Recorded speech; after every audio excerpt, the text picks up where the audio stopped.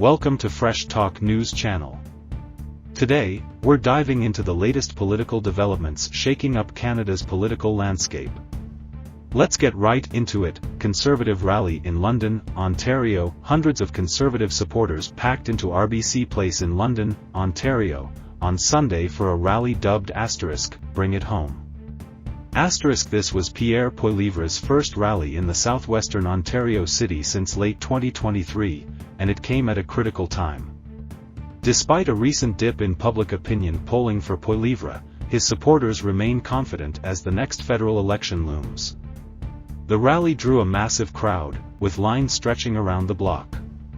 This surge of enthusiasm comes as the Conservative Party's once comfortable polling lead over the Liberals has narrowed.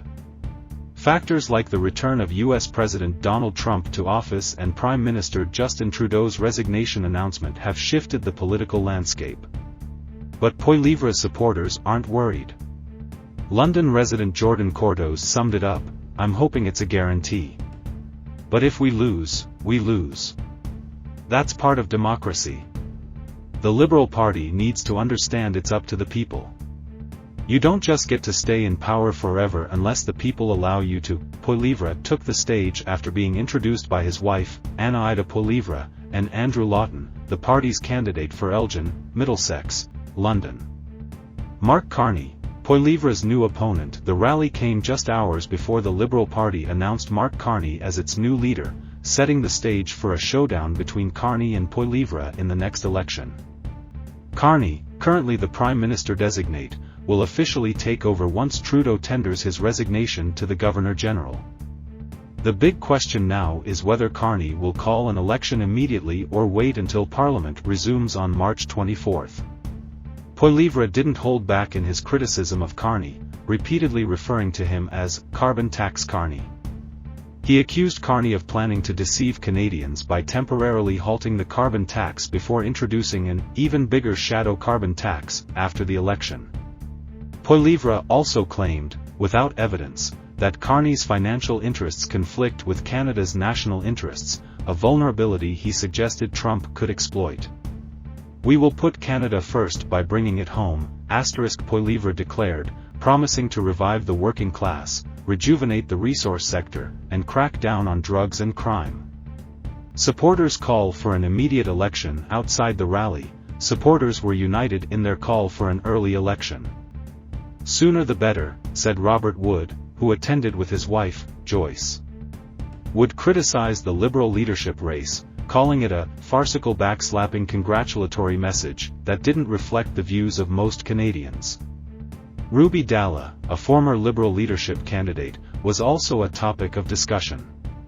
Dalla was disqualified from the race after the Liberal Party accused her of violating multiple rules, including alleged breaches of the Canada Elections Act.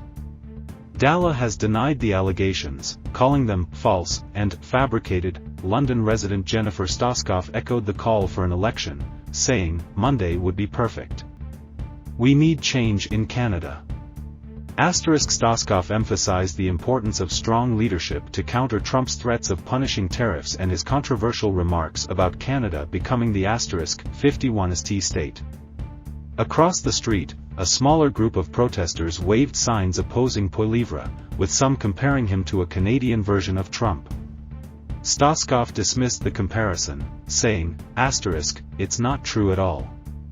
God bless this country, that we can have protesters and counter-protesters.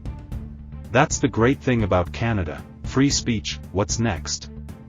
Will Rogers, a local student waiting to hear Poilievre speak, suggested that an election call should wait a month or two.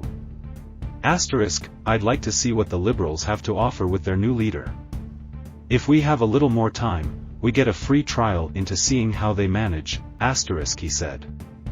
Rogers admitted he wasn't fully familiar with Poilievre's platform but was eager to learn more about his plans for housing, trade, and navigating U.S. tariff threats.